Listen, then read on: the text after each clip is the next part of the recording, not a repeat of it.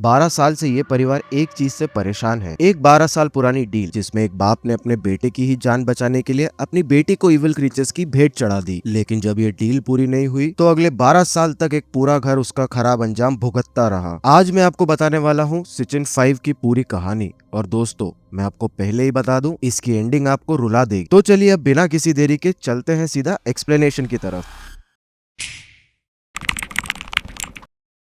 नेफेर के Karin village को cancer village बोला जाता था और कैंसर का कारण वहाँ की मिट्टी बताई गई थी। मोस्टली ये चीज न्यूबॉर्न बेबीज पर ज्यादा असर कर रही थी, जिसकी वजह से पूरे गांव वालों को शिफ्ट कर दिया गया था और ये फिल्म मोस्टली उसी गांव में शूट करी गई है। तो फिल्म की शुरुआत में हाले को दिखाते हैं, जो कि एक इंसान के पीछे किसी पुराने घर में जा रही है। हाले इस आदमी को पापा कहकर बुला रही थी। उसी घर में हाले को 4 और लोग दिखाई देते हैं, जिसके बारे में हम थोड़ी देर में बात करेंगे। उस घर में एंट्री लेते ही उसको एक आवाज आती है जो कहती है कि ये उसका चेहरा नहीं है और वो भी उन सब में से एक है। उस अजीब सी आवाज का कहना था कि हाले का कोई भी पिता नहीं है और अगर वो अपना चेहरा नोच ले वहां पड़े हुए शीशे की मदद से तो उसको उसके पिता से मिलवा दिया जाएगा। हाले अब यही करती है और अपना चेहरा नोचना शुरू कर देती है। तभी वहाँ पे बहुत सारे लोग शीशा लेकर खड़े हो जाते हैं जो हाले को उसका नोचा हुआ चेहरा दिखाने लगते हैं। और तभी अचानक से हमको हाले दिखाई देती है जो नींद में होती है और वो ब्लैक कलर की उल्टी कर रही होती है। इससे हम लोग समझ पाते हैं कि ये सारी चीजें हाले अपने सपने में देख रही थी। दूसरी तरफ हमको नफीजे की बेटी आजरा नजर आती है, जो कि आरिफ के यहाँ काम करती थी। आजरा आरिफ की बीवी इब्रू से काफी ज्यादा नजदीक थी, क्योंकि इब्रू के भाई सेलिम को आजरा पिछले 3 महीने से डेट कर रही थी। इब्रू और सेलिम की माँ की मौत 1 साल पहले हो गई थी, जिसकी वजह से सेलिम काफी ज्यादा दुखी रहने लगा था, क्योंकि सेलिम की माँ उसी के साथ उसी के घर में रहा करती थी। बातों बातों में आजरा इब्रू को बताती है कि कल सेलिम उसको कुछ खास बताने वाला है, जिसके चलते इब्रू बहुत ज्यादा खुश हो जाती है, क्योंकि सेलिम की माँ की मौत के बाद वो काफी ज्यादा दुखी रहने लगा था। अब बात करते करते अचानक से आजरा की नजर धुंधली होने लगती है, जैसे कि वो कहीं और कॉन्सेंट्रेट कर रही हो। इब्रू उसको होश में लाती है और उसको अपने साथ एक वेकेशन पर जाने के लिए पूछती है, लेकिन आजरा इस बात से मना कर देती है। पर इब्रू का कहना था कि वो अपने हस्बैंड आरिफ से इस बारे में बात जरूर करेगी। अब दूसरी तरफ हमें हाले को दिखाया जाता है, जो अपने घर में एक गुड़िया से बात किया करती थी। उसका कहना था कि वो अलग अलग सा फील करती है, जैसे कि उसके बाल उसके खुद के नहीं हो, उसकी आंखें उसकी खुद की नहीं हो, उसका चेहरा किसी और का है, एटसेट्रा। यहाँ पर उसकी डुअल पर्सनालिटी नजर आती है, क्योंकि वो खुद से ही सवाल करती है और खुद से ही जवाब देती है। वो उस डॉल से कल रात आए हुए सपने के बारे में बात कर रही थी। हालांकि वो डॉल नहीं बात किया करती थी, वो खुद ही बोला करती थी। अब उस डॉल की तरफ देखते हुए वो खुद से ही कहती है कि डॉल की कुछ उंगलियां काट दो, तब तुमको तुम्हारे पापा से मिलवाया जाएगा। और वो बिल्कुल ऐसा ही करती है। एक पल के लिए ऐसा दिखता है कि डॉल की उंगलियों से खून आ रहा हो, लेकिन अगले ही पल वो बिल्कुल नॉर्मल प्लास्टिक डॉल जैसी ही दिखाई देती है। अब हाले के अंदर की डुअल पर्सनालिटी यही कहती है कि पापा जल्दी आएंगे, और इस बात से फ्रस्ट्रेटेड होकर वो डॉल को दूर फेंक देती है और बहुत तेज चिल्लाने लगती है। अब हाले की माँ गुलतेन और दादी नफीजे इन सारी बातों को लेकर बहुत ज्यादा डरी हुई नजर आती है। अब यहाँ से सीन चेंज होता है और सीधा आजरा की तरफ फोकस होता है। आजरा जहाँ पे काम किया करती थी वहाँ पे काफी अच्छे कपड़े और एंटीक चीजें मिला करती थी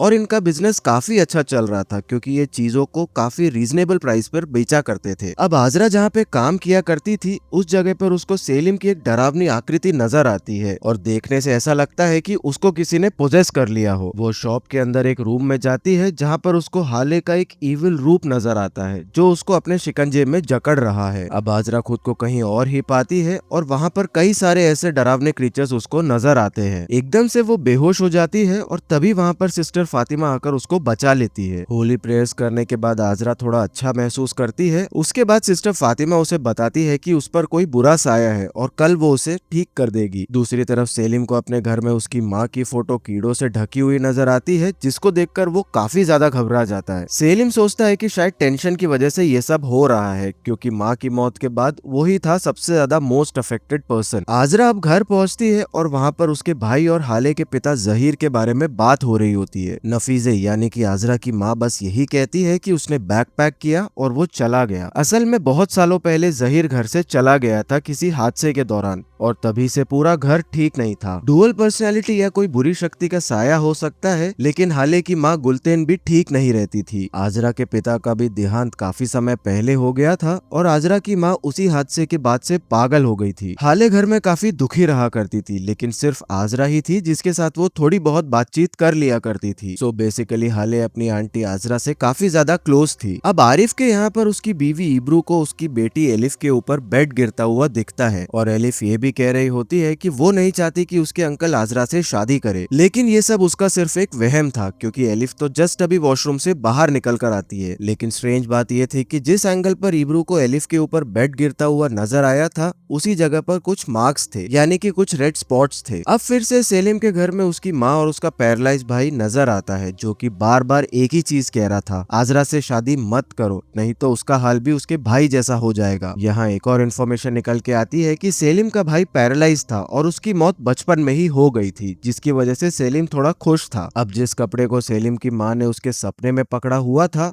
वही एग्जैक्ट कपड़ा सेलिम को वहाँ असलियत में पड़ा हुआ नजर आता है। अब यहाँ पर मेन बात तो ये है कि आजरा से जुड़े सभी लोगों को कोई ना कोई बुरी शक्ति हॉन्ट कर रही थी और ये कह रही थी कि आजरा से सभी को दूर रहना चाहिए। आजरा के घर में अब उसकी माँ नफीजे एक नीचे वाले रूम में जाती है जहाँ पर वो अपने पति का कोट दीवार पर टांग देती है और कहती है सब कुछ तुम्हारी वजह से हो रहा है। हमको अब उसके पति की एक डरावनी सी आकृति नजर आती है जो बस एक ही बात कह रही होती है, वो हमारी है, उसको हम ले जाएंगे। गुस्से में नफीजे उस आकृति की तरफ चाकू मारती है और अचानक से एक इविल चेहरा हमको नजर आता है। ये सारी चीजें आजरा अपने सपने में देख रही होती है और ये भी देखती है कि हाले उसको नीचे बुला रही है और हमको फिर से हाले का एक इविल रूप नजर आता है जो हाले को पीछे मुड़ने से रोकती है। लेकिन पीछे मुड़ते ही इविल सेलिम आकर आजरा के कानों में कुछ बोलने लगता है और पीछे उसकी माँ गेट बजाने लगती है और बस आजरा की नींद खुल जाती है। अब वहाँ गेट पर किसी ने असल में नॉक किया होता है। वहाँ जाके देखने पर वहाँ पे हाले और उसकी दादी नफीजे थी। हाले का कहना था कि दादी फिर से नीचे वाले रूम में चाकू लेकर गई थी। नफीजे आजरा से कहती है कि उसके पिता वापस घर में आ गए हैं, लेकिन सब लोग को यही लगता है कि उनकी दिमागी हालत ठीक नहीं है, इसीलिए वो ऐसा बोल रही थी। अगली सुबह अब आजरा अपने काम पर वापस जाती है और जैसा कि सिस्टर फातिमा ने प्रॉमिस किया था कि अगले दिन इविल को दूर करेगी, वो ऐसा करना शुरू कर देती है। तो यहाँ पर वो स्नेक स्टोन्स का इस्तेमाल करती है जो कि होली नाइट्स में मक्का में गिरे थे। कहा जाता है कि ये स्टोन जिंदा है और इविल को दूर रखने की शक्ति रखते हैं, लेकिन इस रिचुअल को परफॉर्म करने का सही तरीका हर किसी को नहीं आता। लेकिन लकीली सिस्टर फातिमा की दादी ने उनको सिखाया था। इन पत्थरों को विक्टिम के फोरहेड पर रखा जाता है और अगर कोई इविल होता है तो वो स्टोन्स वहीं पे चिपक जाते हैं और फिर टूटकर बिखर जाते हैं और बिल्कुल ऐसा ही होता है। आजरा के फोरहेड से एक स्टोन टूटकर नीचे गिर जाता है। अब इब्रू के घर में उसको अपनी बेटी एलिफ के पीठ पर एक बिच्छू नजर आता है और वो बार बार यही कह रही होती है कि आजरा से सेलिम अंकल को शादी नहीं करनी चाहिए। लेकिन जैसे ही इब्रू पास जाती है वहाँ पर कुछ भी नहीं होता। एलिफ से कंफर्म करने पर वो ये बोलती है कि वो तो आजरा को बहुत पसंद करती है और शादी ना करने की बात तो उसने कभी की ही नहीं। अब इन सब बातों को देखते हुए इब्रू सेलिम को फोन लगाती है और मिलने के लिए बोलती है, लेकिन वो आजरा से मिलने जा रहा था और इसकी वजह से वो अपनी बहन इब्रू से मिलने के लिए मना कर देता है। इब्रू यहाँ पर काफी ज्यादा टेंशन में आ जाती है। हाले के घर में अब उसकी दादी कुछ बातें बोलती है कि उस रात जो हुआ उसको पूरा होना चाहिए था और बस ये कहकर वो बोलती है कि हाले को अब मरना होगा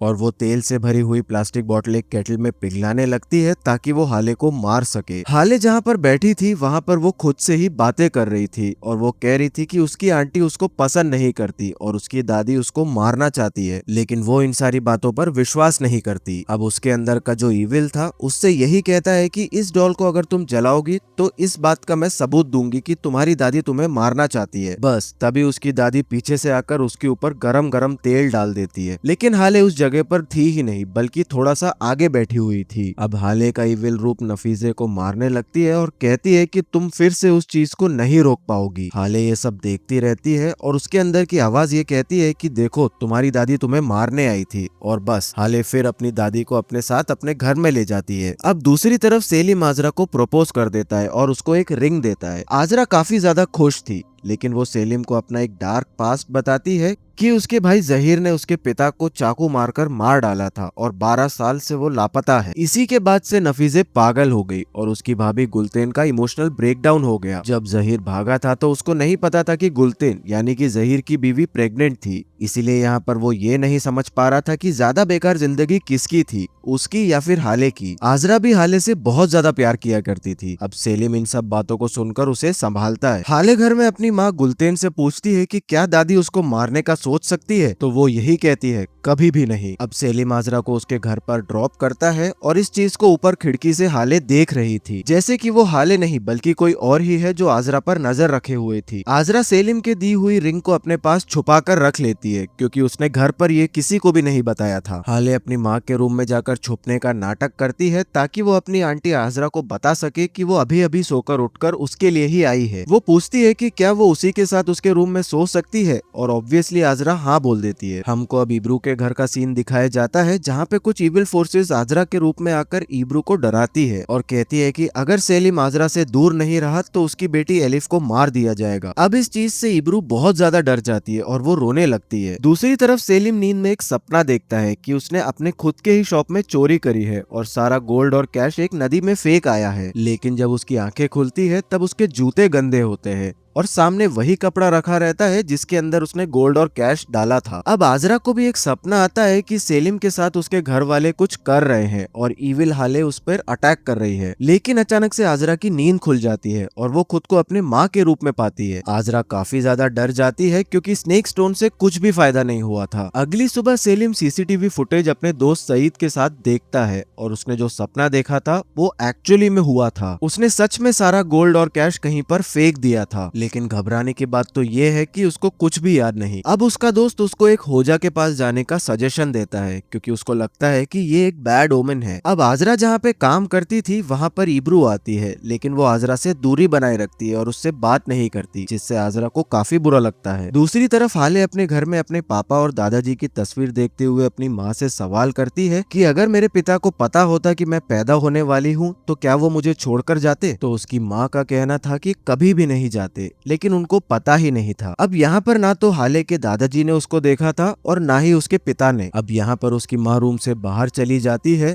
और हाले के अंदर का इविल उसको अपनी आंटी के खिलाफ भड़काता है। यहाँ पहली बार हम हाले के अंदर के इविल को देख पाते हैं जो कि उससे कह रहा था कि उसकी आंटी भी उससे प्यार नहीं करती और वो भी उसे मारना चाहती है, लेकिन हाले इस बात को इग्नोर करके बस यही बात कहती है कि मेरी आंटी मुझे कभी भी नुकसान नहीं पहुंचाएगी। सेलिम अब उस कपड़े को लेकर एक होजा के पास जाता है जहाँ पर उसको बताया जाता है कि दूसरे कबीले के क्रीचर्स ने उसे पूरी बात बताने से मना कर दिया है, लेकिन एक नाम निकल कर आया है, वो है आजरा। सेलिम अब आजरा को फोन लगाता है लेकिन हाले फोन उठाने से मना कर देती है, लेकिन सीक्रेटली आजरा सेलिम से बात करती है और वो उसको कल रात में मिलने के लिए बुलाती है और दोनों सोने चले जाते हैं। सेलिम को फिर उसकी माँ और पैरालाइज भाई नजर आता है जो कि उसे बता रहे होते हैं कि उसने सारा गोल्ड टॉयलेट में डंप कर दिया है। जब वो टॉयलेट में जाके देखता है तो उसको सारा गोल्ड नजर आता है, लेकिन गोल्ड बाहर निकालते वक्त उसका हाथ कोई पकड़ लेता है और उसको हर्ट करने लगता है। पीछे से उसकी माँ और उसका पैरालाइज भाई बस यही कहते रहते हैं, तुमको मना किया था कि आजरा के साथ मत रहो, लेकिन तुमने नहीं सुना। अब दूसरी तरफ हाले नींद से जाग जाती है और उसको बाहर उसके दादाजी, पापा, मम्मी, दादी नजर आते हैं और एक कुर्सी पर उसकी आंटी आजरा भी बैठी हुई थी। अचानक से उसके फैमिली मेंबर्स उसको चारों तरफ से घेर लेते हैं और वो कहीं और ही पहुंच जाती है, यानी कि अपने पुराने घर में। वहाँ पर 4 इविल फोर्सेस खड़ी थी जो कि उसको अंदर जाने के लिए बोलती है और अपनी आंटी आजरा को मारने के लिए उकसाती है। रियल लाइफ का सीन आता है और हमको हाले आजरा के सर पर हाथ फिराते हुए नजर आती है और अचानक से आजरा की नींद खुल जाती है। आजरा को समझ में आ गया था कि हाले के साथ में कुछ न कुछ गड़बड़ जरूर है। हाले से ये इविल फोर्सेस एक स्पेल ड्रॉ करवाती है और नफीजे और गुलतेन को पोजेस कर लिया जाता है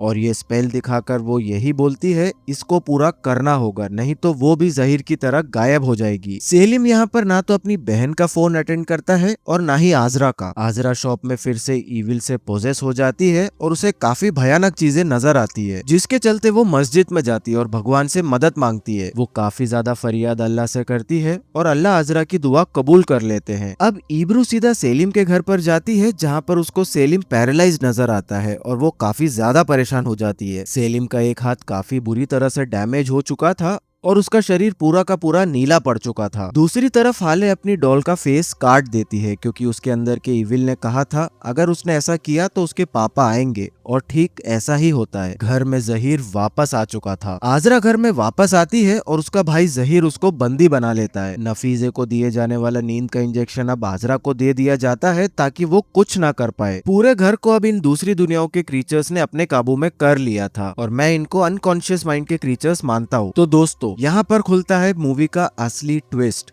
और ये सारी चीजें क्यों हो रही है अब हमको समझ में आएंगी। असल में आजरा के पिता ब्लैक मैजिक करने वाले इंसान थे जो कि पैसों के लिए बहुत सारी लोगों की जिंदगी तबाह कर चुके थे, लेकिन वो घर में अपने बेटे यानी जहीर से सबसे ज्यादा प्यार किया करते थे। अब जहीर को इन कैंसरस सॉइल से कैंसर की बीमारी हो गई थी, जिसके चलते उन्होंने इन इविल क्रीचर से डील कर लिया था कि अगर उन्होंने जहीर का कैंसर ठीक कर दिया तो सैक्रिफाइस के रूप में उनको आजरा दी जाएगी। कुछ समय के बाद जहीर का कैंसर ठीक हो जाता है और अब बस आजरा को सैक्रिफाइस करना होगा, अदरवाइज ये क्रीचर्स सबको हॉन्ट करेंगे, ऐसा आजरा के पिता का कहना था। अब आजरा को नशीली दवाई देकर सैक्रिफाइस के लिए आज से ठीक 12 साल पहले तैयार किया गया था और अपने पुराने घर में हाले ने जो स्पेल कागज पे बनाया था उसी सेम कागज के जरिए 4 क्रीचर्स को आजरा का सैक्रिफाइस दिया जाने वाला था और उन 4 क्रीचर्स का नाम था मानिक, हाइतिया, तमारिया और शोहाब।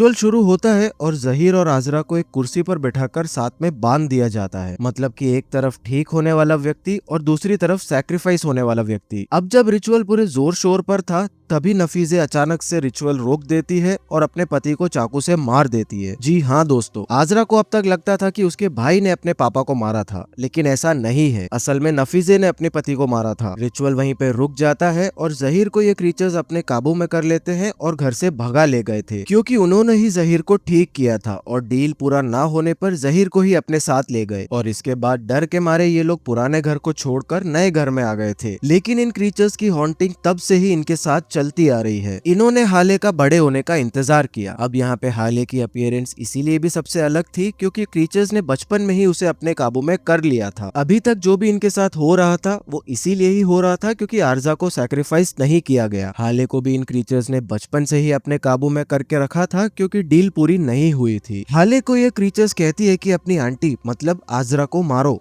और सब कुछ ठीक हो जाएगा। आजरा के साथ जो भी जुड़ा हुआ था उसके साथ ये सब कुछ इसीलिए हुआ क्योंकि क्रीचर्स आजरा को अपनी अमानत माना करते थे, इसीलिए ये इससे जुड़े हुए लोगों के साथ बुरा बुरा किया करते थे, जैसे कि इब्रू, सेलिम, हाले एटसेट्रा। अब रियलिटी में फिर से रिचुअल शुरू किया जाता है और इस बार नफीजे इस चीज को मान चुकी थी कि सभी को इन क्रीचर्स ने अपने काबू में कर लिया है। फिर से मानिक, हाइतिया, तमारिया और शोहाब का नाम लिखकर उस पेपर को काटने का सिलसिला शुरू होता है। पेपर यही दर्शाता है कि जैसे ही पेपर कट होगा वैसे ही सैक्रिफाइस होने वाला व्यक्ति मारा जाएगा और इस काम को इस बार पूरा करती है हाले। लेकिन वो अपनी आंटी से इतना ज्यादा प्यार किया करती थी कि वो आंटी को मारने के बजाय खुद को ही मार लेती है, जिससे ये क्रीचर्स बहुत ज्यादा गुस्सा हो जाते हैं और सजा के रूप में आजरा को छोड़कर बाकी सभी लोगों को अपनी दुनिया में ले जाते हैं। जहीर को उसके बाद कभी भी देखा नहीं गया। हाले, गुलतेन, नफीजे की बॉडी उसी घर में मिलती है, लेकिन आजरा बिल्कुल सेफ थी। आपको याद होगा कि आजरा ने अल्लाह से दुआ मांगी थी, तो वहीं पर आजरा ने हाले के लिए भी दुआ मांगी थी कि इस बच्ची पर अपना रहम दिखाए और उसको जन्नत बख्शे, क्योंकि आजरा को अंदाजा था कि हाले पर कुछ ना कुछ इविल जरूर है। जो पापी थे उनको अपने पापों की सजा मिली और बस आजरा ने सेलिम से शादी कर ली और उनकी 3 महीने की बच्ची है जिसका नाम आजरा ने हाले रखा है। और ये मूवी यहीं पर खत्म हो जाती है। तो दोस्तों, इस मूवी का प्लॉट काफी सिंपल था। जिन लोगों को अभी भी समझ में नहीं आया उनको मैं शॉर्ट में समझा देता हूँ कि एग्जैक्टली क्या हुआ था। अपने बेटे जहीर का कैंसर ठीक करने के लिए उसके पिता ने इविल क्रीचर से डील की थी कि अगर कैंसर सही हो जाता है तो सैक्रिफाइस के रूप में उनको आजरा दी जाएगी, लेकिन ऐसा नहीं हुआ और इसके चलते इन क्रीचर्स ने जहीर की बेटी हाले को ही अपने काबू में कर लिया एज अ पनिशमेंट। अब आजरा को तो ये क्रीचर्स अभी भी अपनी अमानत माना करते थे और इसीलिए आजरा से जुड़े हुए जितने भी लोग थे जैसे कि सेलिम और उसकी बहन इब्रू, वो उन्हें डराया करते थे। लास्ट में हाले ने खुद की कुर्बानी दी क्योंकि वो अपनी आंटी से बहुत ज्यादा प्यार करती थी और वो उनको नुकसान नहीं पहुंचा सकती थी। तो दोस्तों, ये थी एक बहुत छोटी समरी इस मूवी की। अब हम आगे चल के कुछ थ्योरीज के बारे में बात करते हैं जिससे आपको और ज्यादा क्लियर हो जाएगा। तो हमारी पहली थ्योरी ये है कि हाले शुरू से ही पूरी तरह से इंसान नहीं थी। मेरा मानना यह है कि हाले कभी नॉर्मल बच्ची थी ही नहीं जो कि बाद में पोजेस हुई, बल्कि वो शुरू से ही उस डील के कोलैटरल के रूप में ऑलरेडी मार्क थी। फिल्म में भी हाले की अपीयरेंस और उसका अलग सा बिहेवियर शुरुआत से ही नोटिस किया जाता है और क्रिटिक्स इस अनयूजुअल जैसे लुक को एक सिग्नल मानते हैं कि वो कभी पूरी तरह से इंसानों की दुनिया में थी ही नहीं। जनरेशनल कर्स वाला कंसेप्ट यहाँ पे काम करता है। एक जनरेशन के पाप दूसरी जनरेशन को कर्ज देते हैं